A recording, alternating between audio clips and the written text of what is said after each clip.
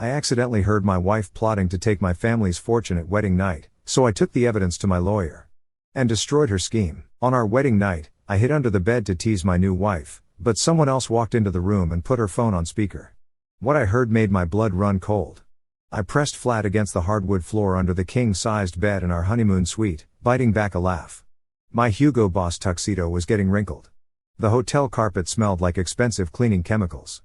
My wife, Rachel, married for exactly 2 hours and 43 minutes, would kill me when I jumped out yelling surprise. We'd been together 5 years. She loved pranks, harmless ones, playful ones. This was our thing. The door opened at 9:47 p.m. High heels clicked across the hardwood. Sharp, precise, expensive shoes. Not Rachel's footsteps. Too heavy, too deliberate.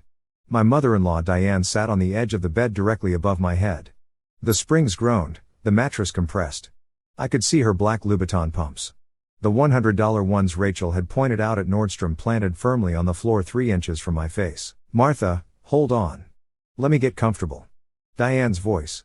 "I'm calling you from the honeymoon suite at the Biltmore estate." I froze. What was she doing here? Rachel had sent me up to change out of my reception tux into something more comfortable for the afterparty. She was supposed to be downstairs with guests. No, the idiot is still down in the ballroom schmoozing with his father's business partners, Diane continued. I could hear the smile in her voice. Playing the dutiful son. God, he's pathetic. My stomach dropped. The plan's working perfectly, Martha. Better than perfect. Rachel's got him completely wrapped around her little finger. You should see it. The boy is so in love, he can barely function. I stopped breathing. Oh, and get this. He signed the prenup I drafted. Actually believed it was protecting him. He doesn't understand a single thing about contract law. I had my lawyer, Michael Chen, double-check everything. The second they hit 6 months of marriage, half his trust fund becomes community property. Georgia law. He's too stupid to know the difference. The floor felt like it was tilting beneath me. I grabbed the bed frame to steady myself. Better yet, Diane laughed. Actually laughed. His father already transferred the lake house on Lanier into both their names as a wedding gift. That property alone is worth $2.3 million. Market rate prime waterfront. Rachel doesn't even have to do anything. It's already hers. My lake house. The one I'd grown up visiting every summer. The one Dad had promised me since I was 8 years old. The one with my initials carved into the dock. Rachel plays the loving wife for a year, maybe 18 months if we need to be safe. Then we file for irreconcilable differences. She walks away with millions. Millions, Martha, and the best part, he'll probably still be in love with her when we destroy him. My blood turned to ice. Actually ice. I could feel it in my veins. Oh, you should have seen him at the altar. Martha, the boy was actually crying like he won the lottery. Like Rachel was some kind of prize. She cackled. He's rich. Yes, very rich, but pathetic. Completely pathetic. Rachel doesn't even have to sleep with him that much. She can claim she's tired from work, headaches, whatever. He's so desperate for affection, he'll accept anything. Rachel, my Rachel, the woman I just married 3 hours ago, the woman I'd been dating since we met at a charity gala in 2018. 5 years. The woman who'd moved into my penthouse, who'd met my family, who'd planned this wedding down to the last detail. His father's the real jackpot, though, Diane continued. James Whitmore, net worth estimated at $53 million, real estate development, commercial properties, investments, and when the old man dies, everything goes to the son, the precious only child. And if Rachel's still married to Ryan when that happens, she paused for effect. We're talking tens of millions. Martha, 50 million, maybe more. Rachel just has to stick it out, play house, pretend to be the devoted wife, and when James dies, he's 68 now, not exactly young, we cash out. I felt like I'd been punched in the stomach, like someone had reached into my chest and crushed my heart with their bare hands. Diane stood up, the springs released, her heels moved toward the door. Anyway, I have to get back downstairs before anyone notices I'm gone. Can't have people asking questions about why the mother of the bride is missing during cocktail hour. Keep this between us, Martha. Rachel's playing her part beautifully. She even convinced him to fire his own lawyer and use mine for the prenup. Michael Chen, can you believe it? The boy signed documents drafted by my attorney and thought he was protecting himself. She laughed again. That sound would haunt me forever. I'll call you tomorrow. We'll celebrate properly once this circus is over. The door opened, closed, silence. I lay there under the bed, shaking, not from cold, from rage, from betrayal, From the complete destruction of everything I'd believed for 5 years. Rachel didn't love me. She never had. 5 years of lies, every kiss, every I love you, every moment I'd thought was real. Our first date at the Fox Theater, the weekend we spent in Savannah, the night I proposed on Stone Mountain. All of it was fake. A con, a performance. I pulled out my phone with trembling hands. Thank God I'd had it in my pocket. I opened the voice memo app, then I realized I hadn't been recording. I'd heard everything, but had no proof. No, wait. I scrolled through my recent calls. There, the call log. I'd been on the phone with my groomsman, Marcus, right before coming upstairs. The call had never disconnected. We'd been on speakerphone discussing the after-party plans. I called him back immediately, whispered, Marcus, tell me you heard that. Ryan, where are you? Why are you whispering? Did you hear anything just now on the call? It should have still been connected. Yeah, I heard everything. Left my phone on my table and went to get a drink. When I came back, this woman was talking about. Holy Ryan, was that your mother-in-law? Record it if you still have the call history. Screen record it. Save the audio file. Send it to me right now. On it, my phone buzzed 30 seconds later. Audio file. 4 minutes and 37 seconds. I played it back. Every word clear, undeniable. I had evidence. I crawled out from under the bed, sat on the floor, tried to think through the rage. My hands were shaking. I'd never felt this kind of anger, not when competitors had tried to sabotage my deals. Not when business partners had betrayed confidences. This was different, personal, intimate, devastating. Rachel knocked on the door. 3 soft taps. Babe, you in there? I steadied my voice. Years of business negotiations had taught me how to mask emotion. Yeah, just changing. Give me 5 minutes. Okay, but don't take too long. Everyone's waiting for our first dance. And your dad wants to make another toast. She giggled. He's already emotional. I think he's had too much champagne. Our first dance as husband and wife. To Can't Help Falling in Love by Elvis. The song we'd chosen together. The song that now meant absolutely nothing. I'll be right down, I said. Her footsteps retreated down the hallway. I called my lawyer. My real lawyer, not Michael Chen, the one who'd drafted the prenup. The one Rachel had insisted we use because he's so good with estate planning. Tom Richardson, no relation to Rachel's family, picked up on the first ring. Ryan, congratulations, man. How's married life treating you? Tom, I need you to do something right now. I'm not joking. This is urgent. His tone changed immediately. What happened? Pull up the prenup that Michael Chen drafted. The one I signed last month. Papers rustled in the background. Tom was home, probably celebrating his own wedding anniversary, but he was dedicated. 26 years practicing law, 18 of those handling my family's legal affairs. Okay, I've got it. What am I looking for? Is it legal? Will it hold up in court? Long pause. More rustling. Ryan, where did you sign this? In Chen's office. Why? Because the notary seal is from DeKalb County, but Chen's office is in Fulton County, and the witness is listed. Let me check the bar registry. Typing sounds. Neither of these witnesses is a licensed attorney in Georgia. This prenup is invalid. Completely invalid. My heart raced. You're sure? Positive. The execution is fundamentally flawed. Wrong county filing. Improper witnesses. The notarization itself is questionable. This wouldn't survive a preliminary hearing, let alone trial. Did Chen tell you he was licensed in Georgia? Yes. He said he'd been practicing family law here for 15 years. He's licensed in South Carolina, not Georgia. He can't practice law here. This entire document is worthless. The pieces clicked into place. Diane had deliberately used a lawyer who'd draft an invalid prenup. One that would appear to protect me, but actually left me completely exposed. Tom, I need you to file for an annulment tonight if possible. Monday morning at the latest. An annulment? Ryan? You've been married for 3 hours. I have proof of fraud. I'm sending it to you right now. I forwarded the audio file Marcus had sent me. Tom went silent as he listened. I could hear Diane's voice through his phone speaker. Could imagine his expression changing as the truth became clear. Holy.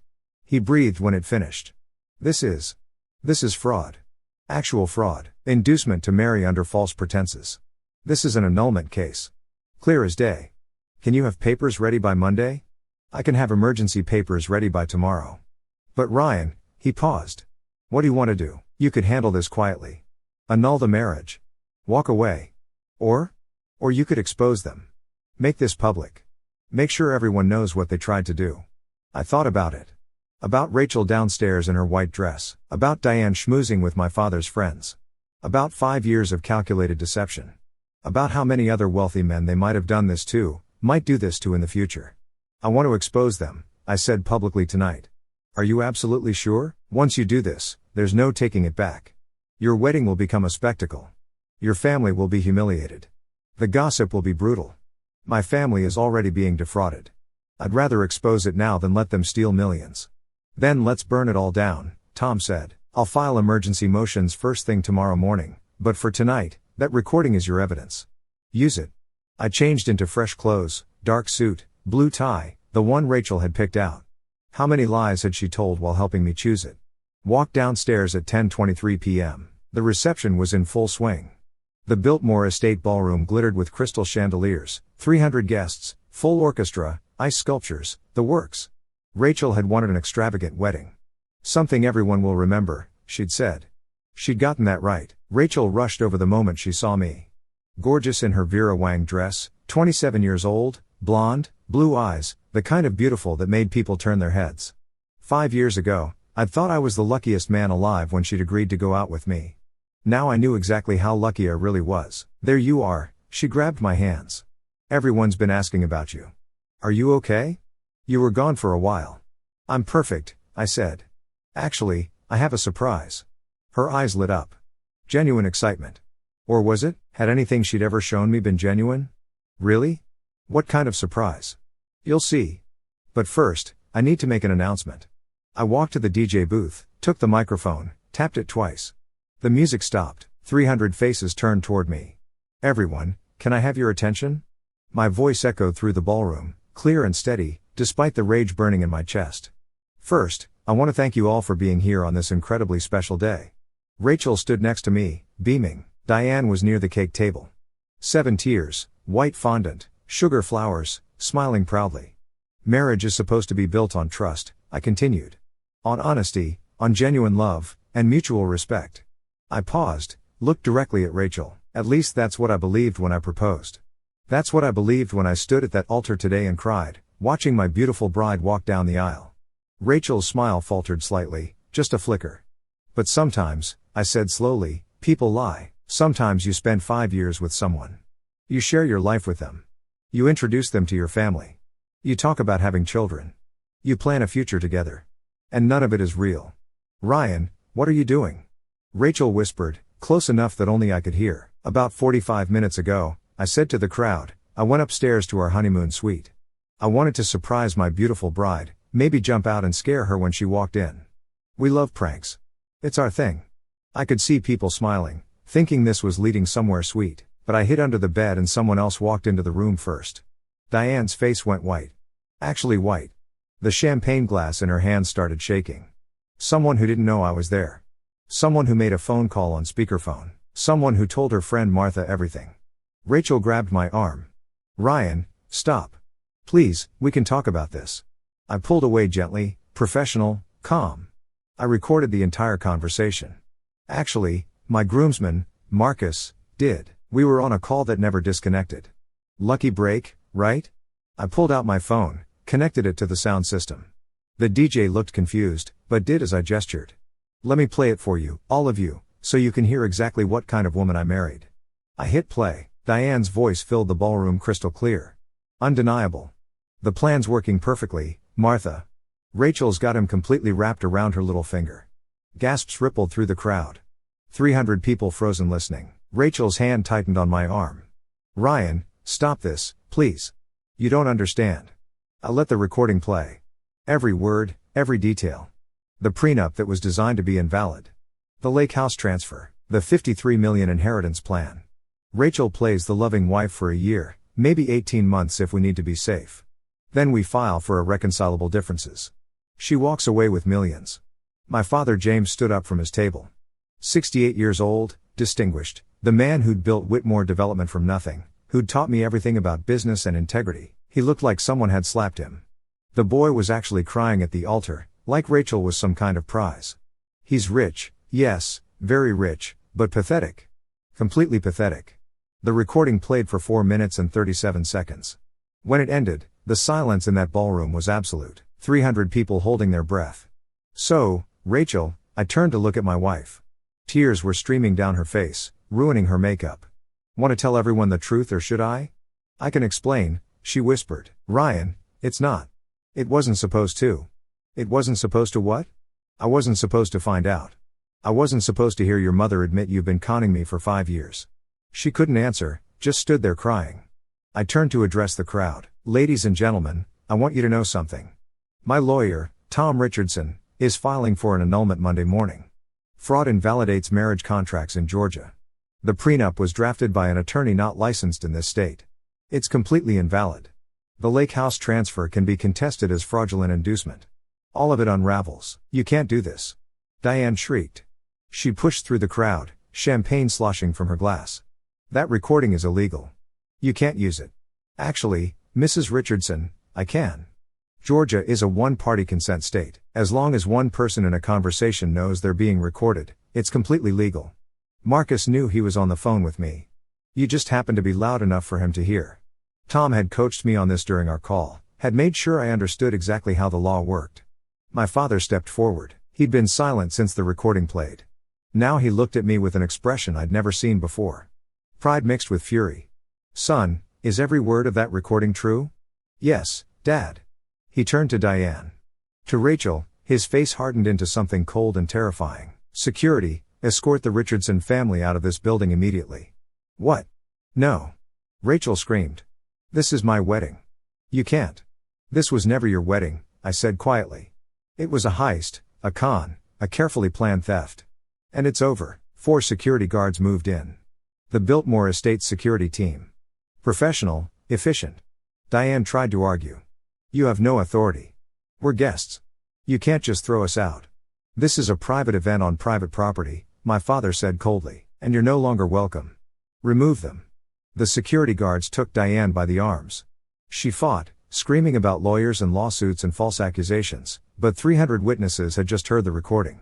300 people who knew exactly what she'd done. Rachel grabbed my hand. Ryan, please. I'm sorry. I'm so sorry. It started as a plan, but I did develop feelings. Real feelings these past 5 years.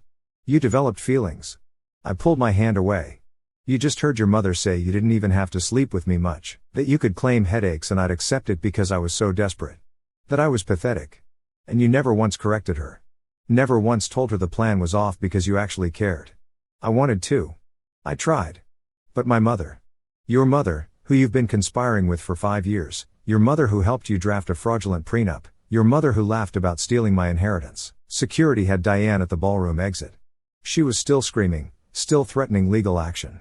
Rachel turned back to look at me one more time as security guided her toward the door. Her mascara was ruined. Her hair was disheveled. Her white dress had a champagne stain from when Diane had spilled her glass. I loved you, she sobbed. I really did. Maybe not at first, but eventually. No, you didn't, I said. But you're about to learn what it feels like to lose everything. I turned to my father. Dad, can you have our lawyers freeze the lake house transfer? He pulled out his phone, smiled. Actually smiled. Already done, son. I called Tom Richardson during the recording. The property transfer is being contested as we speak. Emergency motion filed electronically 20 minutes ago. I looked at him. You knew? I suspected something was off when Rachel insisted on using her own lawyer. Your mother, God rest her soul, always said to trust your gut. Mine was screaming, so I had Tom do some quiet digging. Found enough red flags to make me nervous, but I needed proof. You just gave it to me. Security escorted Rachel and Diane out of the ballroom. Their screams echoed through the hallway, growing fainter. 300 guests stood in stunned silence. Some had their phones out recording, taking photos. This would be all over social media by morning. My father turned to address the crowd. Ladies and gentlemen, I apologize for the disruption, but I think you'll all agree. My son just dodged the bullet of a lifetime. Someone started clapping, then another person. Then the whole room erupted in applause. The bar remains open, Dad continued. Please stay and enjoy the evening. The catering is paid for. The music is excellent. And we have 7 tiers of wedding cake that someone should eat. He put his hand on my shoulder, squeezed. I'm proud of you, son. Not many men would have the stones to do what you just did. I learned from the best. Your mother would be proud, too. She always said, "Trust your instincts." You did. The DJ started playing music again. Guests slowly returned to their conversations, but the energy had changed. This wasn't a wedding reception anymore. It was something else. A celebration of narrow escape. Tom Richardson arrived 40 minutes later, walked straight to me. Emergency annulment petition is filed. Judge Patricia Morrison, 28 years on the bench, known for fast rulings on fraud cases, granted an emergency hearing for Tuesday morning. That fast, the recording makes this open and shut. Fraud in the inducement. Georgia law is very clear. If a party induces marriage through fraudulent misrepresentation, the marriage is voidable. You have documented proof of fraudulent intent. It's over. What about the prenup? Invalid. As we discussed, Michael Chen is already in trouble with the Georgia State Bar. I filed a complaint tonight. He'll likely be disbarred for practicing without a license. And the Lake House, your father's emergency motion was granted. Property transfer is frozen pending the annulment ruling. Once the marriage is annulled, the transfer becomes void. The house stays in your name. I sat down in one of the reception chairs. The adrenaline was wearing off. In its place came exhaustion and grief. Because despite everything, despite the lies, the con, the betrayal, part of me had loved Rachel, had believed in us, had dreamed of a future together. That dream was dead. Had been dead all along. I'd just been too blind to see it. Tom sat next to me. You okay? Not really. You will be. This would have been so much worse if you'd found out after 6 months. After a year, after she'd actually succeeded in taking millions, you got out clean. I know. And Ryan, every woman in this room just watched you stand up for yourself, watched you refuse to be a victim, watched you handle this with dignity and strength. That's attractive. You're going to be fine. He was right. Over the next hour, at least a dozen women, including 2 of Rachel's bridesmaids, came up to tell me how impressed they were, how brave I'd been, how Rachel didn't deserve me. It should have felt good. It didn't. It just felt hollow. My father found me around midnight. Most of the guests had left. The ballroom was being cleaned. Staff were breaking down tables. "Come on," he said. "Let's go home." I don't have a home. I lived with Rachel. You have the penthouse, your name, your property. She has 48 hours to collect her belongings with a police escort, and then she's out. Tom's already arranged it. We drove back to my penthouse in Buckhead. 23rd floor, 2 bedrooms, floor-to-ceiling windows overlooking the city. Rachel's stuff was everywhere. Her clothes, her books, her yoga mat in the corner. 5 years of shared life scattered through the apartment. "We'll have movers pack it up," Dad said. "You don't need to deal with this tonight." I stood at the window, looked out at Atlanta skyline, at the city lights stretching to the horizon. How did I not see it? I asked. 5 years, Dad. 5 years. And I never saw through her. Because you loved her. Because you trusted her. Because you're a good person who assumes other people are good, too. He stood next to me. That's not a weakness, son. That's humanity. Don't let her take that from you. I feel like an idiot. You're not an idiot. You're a victim of fraud. There's a difference, and you handled it perfectly. You gathered evidence. You got legal counsel. You exposed the truth. Most people would have fallen apart. You dismantled them. The annulment hearing was Tuesday morning at 9 a.m. Fulton County Superior Court. Judge Patricia Morrison presiding. Rachel showed up with a different lawyer, not Michael Chen. He was already suspended pending the bar investigation. Some attorney named David Walsh who looked uncomfortable from the moment he walked in. Tom presented the evidence, the recording, the invalid prenup, the fraudulent property transfer, the testimony from my father about how Rachel had insisted on using her own lawyer. Judge Morrison listened, reviewed the documents, asked a few clarifying questions. Then she ruled, "I've practiced family law in Georgia for 30 years. I've never seen fraud this calculated, this deliberate." She looked at Rachel with disgust. "Mrs. Whitmore, or I should say, Miss Richardson, since this marriage is about to be dissolved, you entered into this union with the express intent to defraud your spouse. You systematically planned to steal his assets. You manipulated him into using an invalid prenup. You and your mother orchestrated one of the most cynical cons I've witnessed in my career." Rachel stared at the table, wouldn't make eye contact. "The annulment is granted. The marriage is void, ab initio, from the beginning, as if it never happened. The property transfer is voided. All marital claims are dismissed. Miss Richardson, you are ordered to vacate Mr. Whitmore's residence within 48 hours with police supervision. You are further ordered to have no contact with Mr. Whitmore except through attorneys. Violation of this order will result in contempt charges." The gavel came down. Rachel stood slowly, looked at me one last time. I hope you're happy. I'm not happy, I said. But I'm free. That's better. She walked out. Her lawyer followed. The door closed. Tom turned to me. It's over. Just like that, just like that. You're officially not married. Never were, legally speaking. The slate is clean. 3 months later, I'm sitting in my penthouse writing this story. The lake house is still mine. Rachel moved back in with her mother. Diane is facing fraud charges. The DA took an interest after Tom forwarded the evidence. Trial is set for next spring. Michael Chen was disbarred. His entire practice is under investigation. Rachel's Instagram, where she'd posted hundreds of photos of us together, always with captions about true love and soulmates, is deleted, gone, like our relationship never existed, which legally it didn't. I'm dating again slowly, carefully, with background checks this time. Tom recommended a private investigator who specializes in vetting potential partners for high net worth individuals. It feels cynical, but I'm done being naive. My father jokes that I should write a book. How to dodge a gold digger in one easy step. Hide under the bed. People ask if I'm angry, if I hate Rachel. I don't. Hate requires energy I don't have.